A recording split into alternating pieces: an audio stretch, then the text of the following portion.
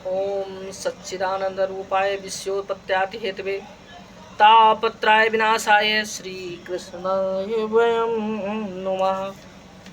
श्री कृष्णाय वयं नमः।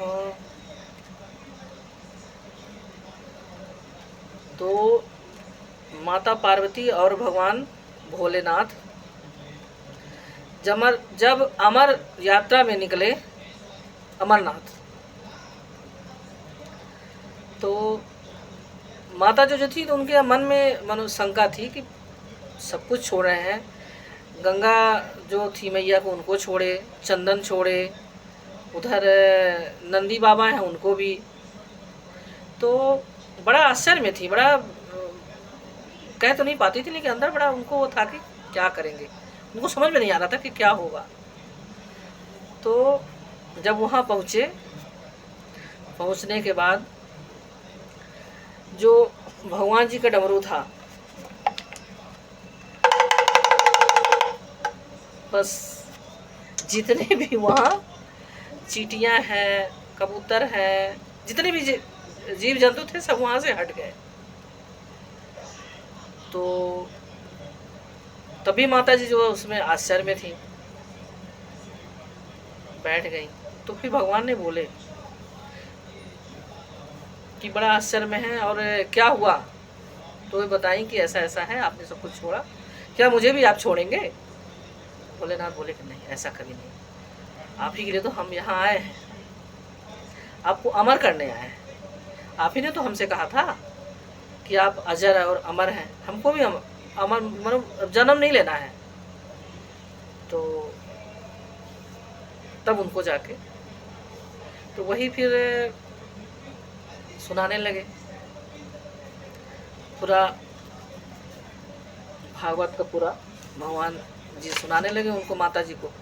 बस इतने बोले कि देवी आप सुन रही हैं, बस आप सुनिए, बस आपको इतना बोलना है, बस हाँ हाँ हाँ, आप हाँ हाँ बोलते जाइए। तो माता बोली ठीक है, हम बोलेंगे। अब बीच में माता सो गई। सो नहीं गई, सोने का तो बहाना था भाई। माता तो जितने भी उनके धरती में जीव जंतु जो भी हैं सब उनके पुत्र हैं। तो उन्हीं के लिए उन्होंने कि भाई हमको तो हम अमर हो जाएंगे, लेकिन जो हमारे शिष्य हैं, हमारे भक्त हैं, हमारे पुत्र हैं, उनको कैसे, ये भी उनको भी तो मिलना चाहिए, उनको भी तो मिलना चाहिए, उनको भी तो अमर होना है। तो वो सो गई। वहीं एक दो वहाँ तो कबूतर आज भी हैं, अब जाएंगे तो 2 कबूतर आपको मिलेंगे। तो उन्हीं का एक अंडा में से चूजा तो बाहर वो वही निकले, और निकलने के बाद हाँ हाँ हाँ वो हामी भर रहे थे। तो सब जब पूरा माता को पूरा सुना दिए, जब बीच में भगवान बोले कि आप सो गई थी, कहे हाँ थोड़ा सा नींद लग गई मुझे, मैं सो गई थी। तो बोली कि पता है आप जब सो गए थे, तीसरा हम 2 के अलावा यहाँ तीसरा कोई और है। तो देखे तो उसमें से चूजा निकले हुए थे, और जैसे जैसे बोले अब भगवान ने वही अपना त्रिशूल बस फेंक दिए। तो अब वो जैसे त्रिशूल उनके पीछे तो वैसे आगे आगे भाग रहे थे।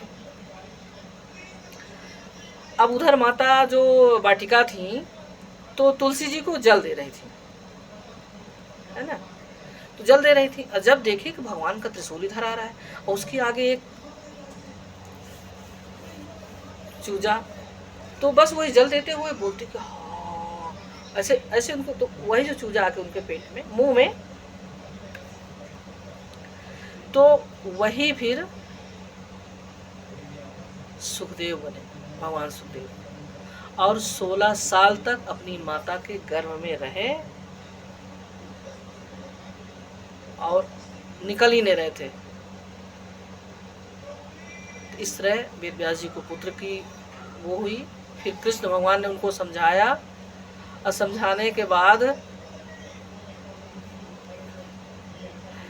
तब जाके सुखदेव जी अपनी माता के गर्भ से निकले। अब वो बोले कि मैं निकलूंगा, एक शर्त पे निकलूंगा, मैं कोई मोह माया माता पिता मैं किसी को नहीं जानता, मैं किसी मोह में नहीं फंसना चाहता, तभी मैं निकलूंगा, ये मेरी शर्त है। भगवान बोले ठीक है, कोई बात नहीं, आप निकलिए, आपको किसी मोह में, किसी माया में, किसी जाल में, किसी में नहीं फंसना है, आप निकलिए। तो भगवान जब निकले हैं सुखदेव जी, तो फिर जाके सीधे वो निकल लिए। अब इसके आगे मैं कल बताऊंगी। ओम भागवत भगवान की है आरती।